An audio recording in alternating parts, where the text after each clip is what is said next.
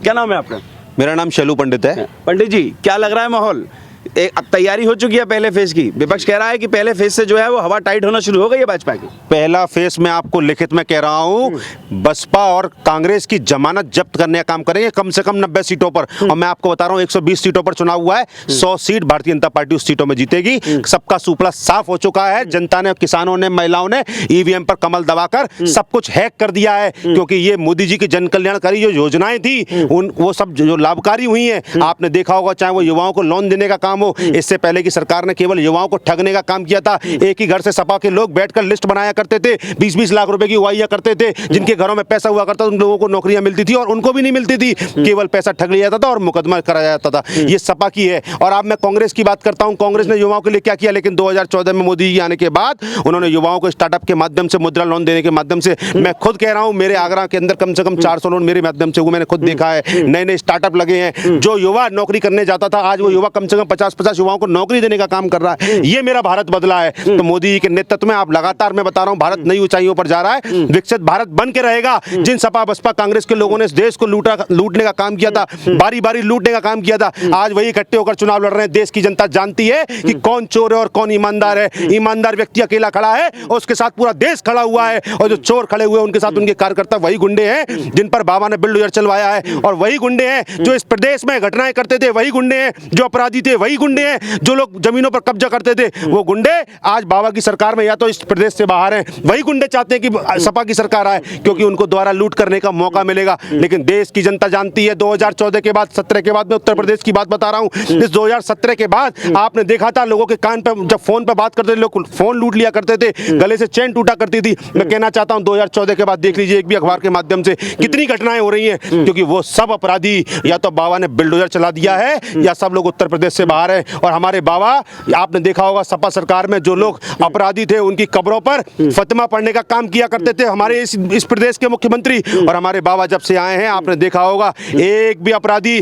चाहे वो किसी पार्टी का हो, चाहे किसी दल का हो, बचने का नहीं है। यही बाबा का न्याय है और मोदी जी के नेतृत्व में लगातार देश आगे बढ़ रहा है। लेकिन आपने कहा वो बुलडोजर चल जाता है, इसी बुलडोजर नीति को घेर रही है विपक्ष और कह रही है कि कहीं भी बुलडोजर चला दे रहे हैं, तानाशाही का माहौल। वो घेर इसलिए रहे हैं क्योंकि सपा का पोषित पैसा, सपा के जो अपराधी थे जिन्होंने सपा के लिए पैसा कमाया था, बसपा के लिए पैसा कमाया था, वो पैसा उनके घर पर रखा हुआ था, इसलिए उनको बुरा लग रहा है। इसलिए उनको वो कह रहे हैं बुलडोजर मत चलाओ, क्योंकि कहीं ना कहीं वो जमीनें, वो होटल, वो सब उन्हीं के नाम है, सपा के नाम है, इसलिए वो लोग उनको कोच रहे हैं। लेकिन माहौल तो कह रहे हैं पहले फेज की वोटिंग के बाद जो है हवा खिसकना शुरू हो गई है और माहौल बदल गया, जनता बदलाव चाह रही है। ये तो 4 जून बताएगा कि क्या होने वाला है इस देश के अंदर। गरीबों, जो गरीब चाहते हैं वो सरकार बनेगी, जो किसान चाहते हैं वो सरकार बनेगी। गरीबों ने, किसानों ने, शोषित ने, वंचित ने, महिलाओं ने, सभी ने ठाना है कि मोदी जी को दोबारा लाना है, क्योंकि मोदी जी के नेतृत्व में आप देख रहे हैं देश, ये वही देश है जिसको वीजा नहीं मिलता था, ये वही देश है जिसमें आज प्रधानमंत्री मोदी जाते हैं तो मोदी ऑफ द बॉस बोला जाता है। ये वही देश है। इस देश की इज्जत आपने देखा था यूक्रेन में जब युद्ध हो रहा था तो भारत के झंडे लगी वाली जो बसें थी वो लगातार निकाली जा रही थी, और पाकिस्तान के लोग, पाकिस्तान के जो स्टूडेंट थे वो उस बसों में बैठकर अपनी जान बचा रहे थे। ये मेरे देश की शान है, ये मेरे देश के नेता हैं जिन्होंने आप अपने झंडे के बैनर के तले आपने देखा जो लोग निकल कर आए। तो मैं कहना चाहता हूं मोदी के नेतृत्व में लगातार देश आगे बढ़ रहा है। इस देश के अंदर एम्स की संख्या मैं आपको बताना चाहता हूं, 7 एम्स की संख्या हुआ करती थी 2014 से पहले। आपने 70 सालों में 7 एम्स दिए इस पूरे देश को, आज 21 हुए हैं। कैसे हुए? मैं पूछना चाहता हूं ये बदलाव कैसे हुआ? आप रोड का इंफ्रास्ट्रक्चर देख रहे हैं, आप लगातार रोड बन रहे हैं, आप लगातार देख रहे होंगे मुद्रा लोन के माध्यम से लोगों को आप कम से कम मैं बताता हूं 80 करोड़ लोगों को आज आपके अनाज मिल रहा है। ये सब कैसे हुआ? अगर आपने गरीबी मिटाई थी तो वो 80 करोड़ लोग कौन है जो राशन ले रहे हैं? लेकिन हम फिर भी कह रहे हैं हम राशन भी देंगे, और 20 करोड़ लोग गरीबी से बाहर आ चुके हैं, लेकिन उनको पनपने के लिए समय चाहिए। तो मैं आपको बता देना चाहता हूं मोदी जी के नेतृत्व में, मोदी जी के कार्यकाल में लगातार देश आगे बढ़ रहा है, युवा आगे बढ़ रहा है, और इस देश ने ठाना है इस भारत युवाओं को दिया क्या है ऐसा? राहुल गांधी ने यात्रा करी, चीख चीख के बोला कि युवाओं को ठगने का काम भाजपा ने किया है। राहुल गांधी ने, अगर गूगल बाबा जानते हो, अगर नेट जानते हो, तो मैं उनसे आपके चैनल के माध्यम से कहना चाहता हूं 11 लाख नौकरियां केंद्र सरकार से द्वारा दी गई हैं। 7 लाख नौकरी मैं आपसे कह रहा हूं, अभी गूगल कर लीजिए, उत्तर प्रदेश सरकार द्वारा दी गई है। जो पढ़ेगा उसको नौकरी मिलेगी, जो नहीं पढ़ पा रहा है उसके लिए स्टार्टअप योजना के तहत मुद्रा लोन, 10 लाख रुपए का लोन बिना किसी गारंटी के। ये वही लोग हैं, बड़े बड़े पैसे वालों को तो लोन दिया करते थे कांग्रेस, बसपा और सपा वाले लोग, लेकिन भारतीय जनता पार्टी की सरकार आने के बाद मोदी ने कहा कि युवाओं की गारंटी अगर लेने वाला कोई है तो मैं मोदी हूं, मैं मैं गारंटी देता हूं इन लोगों को 10 लाख रुपए का लोन दीजिए, ये लोग कुछ ना कुछ करके दिखाएंगे और नया स्टार्टअप लेकर कहीं ना। मोदी की गारंटी चलती दिख नहीं रही है, विपक्ष कह रहा है। विपक्ष का काम ही कहना है, ये तो मालूम पड़ेगा 4 जून को, जनता जवाब देगी आपकी। जब मैं कह रहा हूं सपा कांग्रेस बसपा की कोई अच्छी नीति ही नहीं है, उनकी कोई योजना ही नहीं है, तो उसमें उन लोगों की सरकार आएगी कैसे?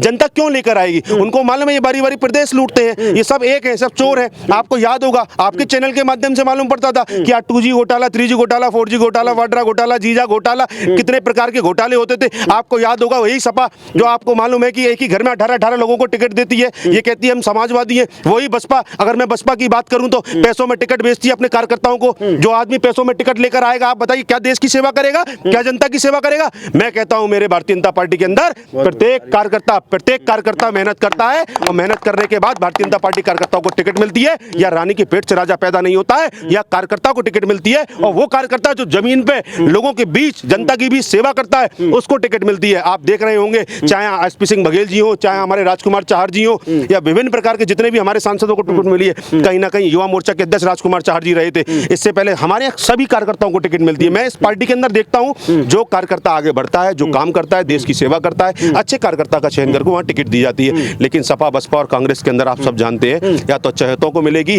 या पैसे से मिलेगी, और उसका विजन कुछ होगा नहीं। ऐसा आपका मानना है, लेकिन और युवाओं से बातचीत होगी, लग रहा है कह रहे हैं कि इस बार जो है वो खिसकने वाली है और भाजपा की तो विदाई भी तय हो रही है।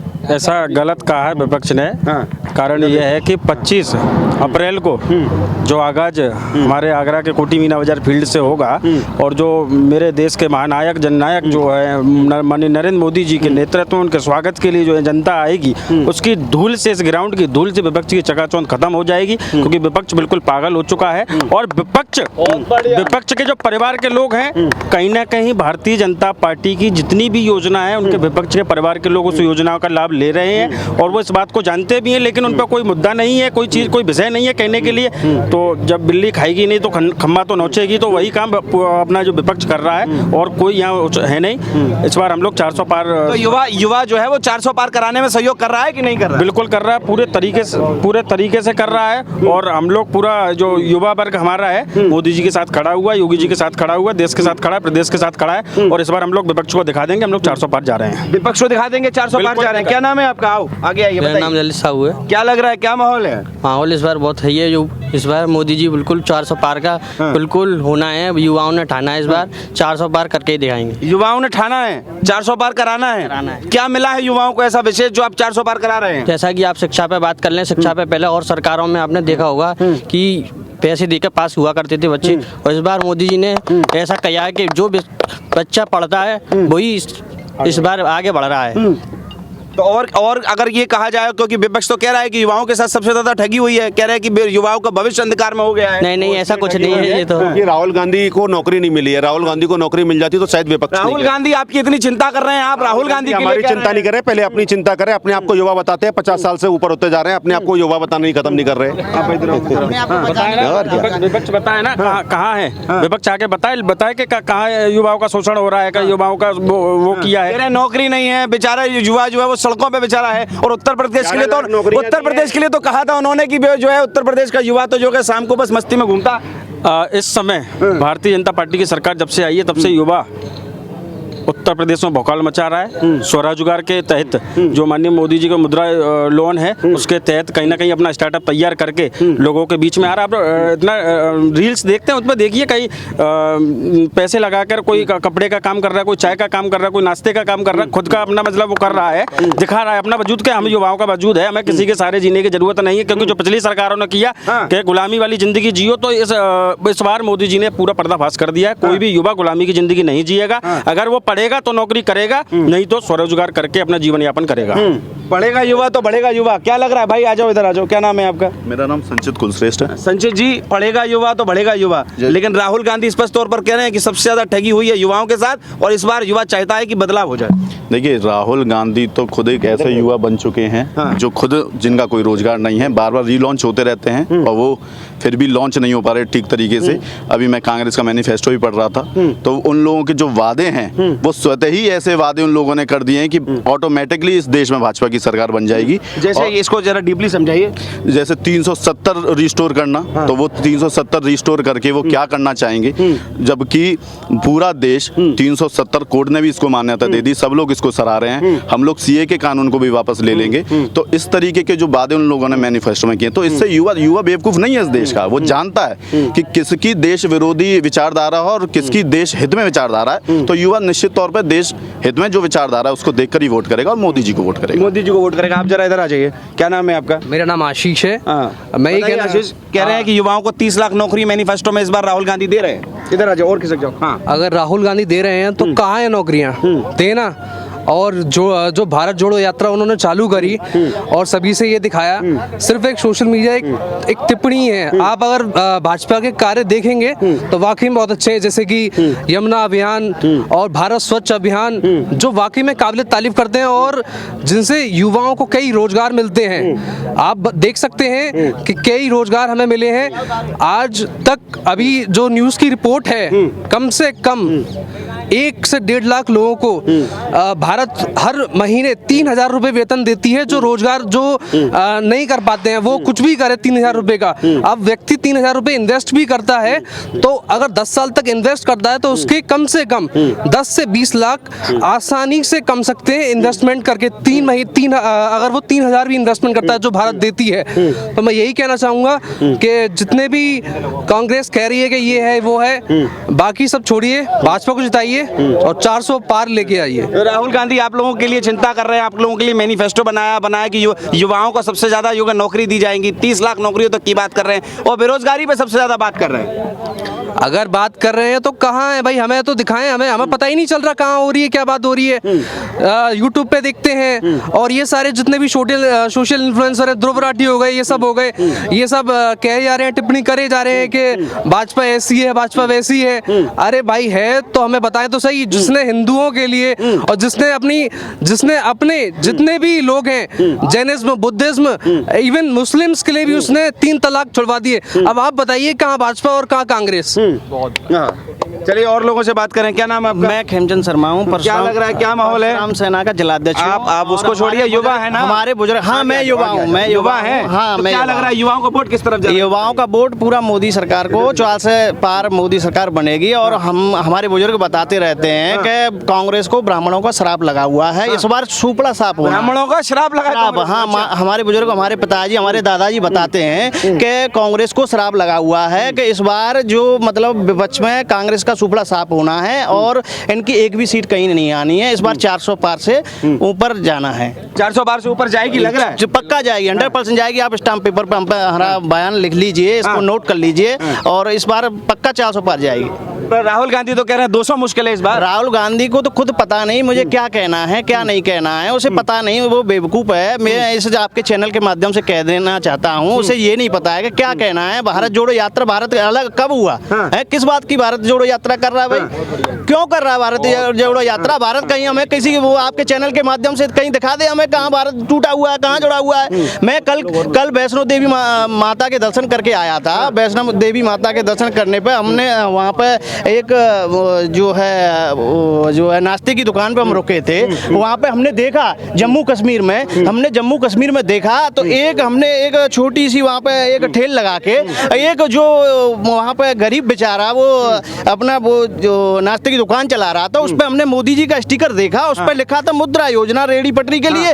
तो सारे मतलब युवा अपना जो है रोजगार कर रहे हैं, सब बढ़िया अपना व्यापार चला रहे हैं, युवा जो है नौकरी कर रहे हैं। यहाँ पर तो कांग्रेस सपा बसपा में चोरियां होती थी, डकैती डलवाते थे, सुनारों को मरवा देते और चिकित्सक डॉक्टर कहीं जो अपना रास्ता नहीं निकल सकते थे। तो इन लोगों को तो वही शासन चाहिए ना, फिर से दोबारा लूट करनी है, युवाओं को मरवाना है, ये करना है। ये लुटेरे हैं, इनसे कोई मतलब नहीं है, कुछ नहीं है। इस बार 100% आप मेरे नोट कर लीजिए, 400 पार और फिर से मोदी सरकार।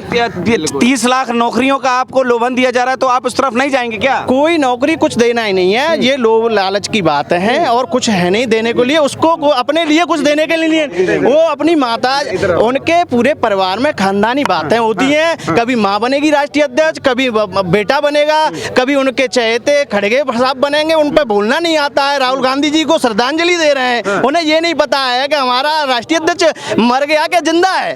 वो किस बात पर कह रहे हैं भाई राहुल गांधी जी को श्रद्धांजलि दे रहा हूं मैं? अरे उन्हें ये नहीं पता है कि हमारा राहुल जिंदा है, वो मरा बता रहे। 30 लाख नौकरियों को कैसे देख रहे? कह रहे 30 लाख नौकरियां हमारी सरकार आएगी तो देंगे। जब इनकी सरकार थी तब क्या 30 लाख नौकरी इन्होंने कभी 5 साल में दी थी क्या? जी जी, क्या दोबारा बताइए। जब कांग्रेस की सरकार थी कभी इन्होंने 5 साल के अंदर 30 लाख नौकरी दी थी क्या? दूसरा मैं आपसे कहना चाहता हूं, ये 30 लाख नौकरी देने की बात करते हैं। आज भारत देश का युवा नौकरी देने वाला युवा बन चुका है। आज भारत देश का युवा कहता है कि मैं खुद स्वरोजगार के तहत रोजगार करूंगा और कम से कम 100 युवाओं को नौकरी दूंगा। और जो लोग ये कह रहे हैं ना 30 लाख नौकरियां, 11 लाख नौकरियां 5 साल के अंदर मोदी जी ने दी हैं और मैं विश्वास दिला रहा हूं आने वाले समय में कम से कम 25 लाख नौकरियां फिर केंद्र सरकार और राज्य सरकार द्वारा दी जाएंगी। ये हम लोगों, हमारी सरकार ने, हमारे भारतीय जनता पार्टी के लोगों ने जैसा हमें बताया है वो सब तय हो चुका है। और इसके साथ साथ मैं आपको बता देना चाहता हूं, खाली नौकरी देने से देश नहीं चलेगा, देश की नीतियों पर आना पड़ेगा। आप देश की नीति को आप कहते हैं 370 हम दोबारा वापस कर देंगे। मैं पूछना चाहता हूं 370 क्यों वापस करेंगे भाई? क्या क्या वहां ब्राह्मणों की हत्या नहीं हुई थी? आप भूल गए उन ब्राह्मणों की हत्याओं को, हिंदुओं की हत्याओं को, जो वहां आतंकवादी मार रहे थे उनको, और उसको सुनियोजित तरीके से कांग्रेस मरवा रही थी। उस कश्मीर को छुड़वाने का काम किसने किया था? क्यों इस पर चिंतन करेगा? मैं 1975 की बात करता हूं। आप लोगों ने क्या किया था? आप लोगों ने नसबंदी कराई थी। नसबंदी मैं खुद कह रहा हूं, इसी आगरा के अंदर कई लोगों की हुई थी। नसबंदी कराने की क्या आवश्यकता थी? और पर्टिकुलर केवल हिंदुओं की क्यों हुई नसबंदी? मैं पूछना चाहता हूं कांग्रेस से। कांग्रेस की मैं बात करूं तो कांग्रेस ने सिर्फ और सिर्फ यहां पर बढ़ावा दिया केवल एक धर्म के लोगों को, लेकिन भारतीय जनता पार्टी के मोदी जी और योगी जी लगातार सबका साथ, सबका विकास, सबके विश्वास के साथ काम कर रहे हैं। और यकीन मानिए, प्रधानमंत्री आवास क्यों ना हो, चाहे कोई भी योजना क्यों ना हो, सबसे ज्यादा मुसलमानों ने लाभ लिया है। हमारे यहाँ सबका काम, हमारे मोदी जी का कहना है हम सबके हित की बात करेंगे। जो देश का बड़ा मुद्दा होगा, जो सालों से रुका हुआ था, आप राम मंदिर की बात कर लेता हूँ, 500 सालों से राम मंदिर का मुद्दा रुका हुआ था। आज ये कहते हैं कि राम मंदिर बनवाने में हमने कुछ नहीं किया, तो फिर 12 वकील क्यों खड़े किए थे आपने राम मंदिर के लिए विपक्ष में? मैं कहता हूँ, ये कहते हैं राम मंदिर भाजपा ने नहीं बनवाया, तो भैया भाजपा ने नहीं बनवाया तो क्या आपने बनवाया? आपने तो ये काम किया था, 12 वकील खड़े कर दिए थे विरोध में और भाजपा उसका केस लड़ रही थी। तब आप लोग कहां थे? ये लोग केवल झूठ बोलने का काम करते हैं। कांग्रेस को बुलाया गया राम मंदिर बनने के बाद, उसके नेता और कांग्रेस वहां पहुंची नहीं। मैं पूछना चाहता हूं, ये देश पूछता है आपसे, आप लोग क्यों नहीं गए थे? आप लोग ब्राह्मण बनते हो। मोदी इवेंट बताया था ना, इसलिए नहीं मोदी इवेंट कैसे हो सकता है? जब एक भगवान की पूजा हो रही है, वो मोदी इवेंट कैसे हो सकता है? देश के सभी क्रिकेटर गए, सभी लोग गए, आप लोग क्यों नहीं गए भैया? क्योंकि उनको मालूम था, क्योंकि वो नकली ब्राह्मण हैं, केवल जनेऊ पहनते हैं, मीट पकाते हैं, मीट खाना उनका उचित काम लगता है उनको। आपने देखा था, अभी बिहार गए थे, मीट बना रहे थे, कभी कहते हैं मैं मंदिर में पूजा करने जा रहा हूं और फिर उसके बाद फिर जनेऊ दिखाते हैं। आपने देखा, लेकिन मोदी जी के आने के बाद ये सब लोग मंदिर जाना चालू हो गए। यही बदलाव है। मोदी जी ने देश तो बदला ही बदला है, नेता भी बदल दिए, नेताओं के दिमाग भी बदल दिए। इनको मालूम है कि हम मंदिर जाएंगे तभी सरकार बनेगी, लेकिन इस देश का हिंदू ये भी जानता है ये कौन से वाले हिंदू हैं। सबको मालूम है कौन से वाले हिंदू हैं। केवल चुनाव आने पर मंदिर जा रहे हैं, उसके बाद टोपी लगाकर घूमेंगे और एक ही काम करेंगे, आप सब जानते हैं। लेकिन मैं कहना चाहता हूं इन विपक्षियों से, जो लोग गलत राज किए हैं, जिन लोगों ने आपातकाल लगाया है, जिन लोगों ने नसबंदी कराई है, जिन लोगों ने देश को बारी बारी लूटा है, देश पूछना चाहता है आप लोगों से, 70 साल में आप लोगों ने देश को क्या दिया और आज 10 साल के अंदर देश में क्या बदलाव आ गया? यही अंतर है। एक अच्छा नेतृत्व, एक अच्छा बलशाली नेता, एक अच्छे विचार से, साफ नीयत से जो काम करेगा वो हमेशा आगे बढ़ेगा। मोदी जी लगातार साफ नीयत से काम कर रहे हैं और उनकी एक ही पॉलिसी है, न खाऊंगा न खाने दूंगा। इसी के तहत लगातार वो काम कर रहे हैं और देश के युवाओं को, महिलाओं को, किसानों को यही तो चाहिए, एक साफ छवि का नेता। क्योंकि सबको मालूम है गद्दी पर बैठने के बाद लोग लूटना चालू कर देते हैं खजाने से और पैसा सब जनता का होता है। तो इसलिए सब पूरी जनता जानती है, जनता को पूर्ण विश्वास है कि मोदी जी जो भी करेंगे देश के लिए अच्छा करेंगे। और उनको मालूम है कांग्रेस जो भी करेगी केवल परिवार के लिए करेगी, राहुल के लिए करेगी, खड़गे के लिए करेगी, सोनिया गांधी के लिए करेगी, प्रियंका गांधी के लिए करेगी। सपा जो भी करेगी या तो अखिलेश के लिए करेगी, या शिवपाल के लिए करेगी, या अक्षय यादव के लिए करेगी। बसपा जो भी करेगी या तो अपनी मायावती अपनी खुद के लिए करेंगी, या आनंद के लिए करेंगी, या अपने भतीजे के लिए करेंगी। लेकिन भाजपा करेगी तो देश के लिए करेगी, जनता के लिए करेगी। ये अंतर है। जैसे ये देश के सर, इन्होंने छोटी सी बात बोली, क्या कभी आपने भाजपा को देखा है कभी किसी के आगे टोपी पहन के जाते हुए मुझे वोट दो? जैसे राहुल गांधी जाता है, बीजेपी केजरीवाल जाती है वोट मांगने टोपी पहन के। जिस आदमी की सीट 10 राज्यों में नहीं आती, पूरे देश में उसका डंका है। क्यों है? जिस आदमी को बीमार होने का टाइम भी नहीं है, काम कर रहा है लगन से अपना, वो इस देश का प्रधानमंत्री नहीं बनेगा तो किसे बनाया जाएगा? ये बताइए आप। चलिए, बहुत बढ़िया। बस छोटी सी बात। ये युवा देश की उस युवा शक्ति की हमने आपको आवाज सुनाई जो सबसे ज्यादा वोटर होता है और सबसे ज्यादा क्रिएटिव वोटर होता है। आप देख रहे हैं द न्यूज़पेपर, मैं हूं राहुल शर्मा, कैमरे के पीछे आ देते हैं।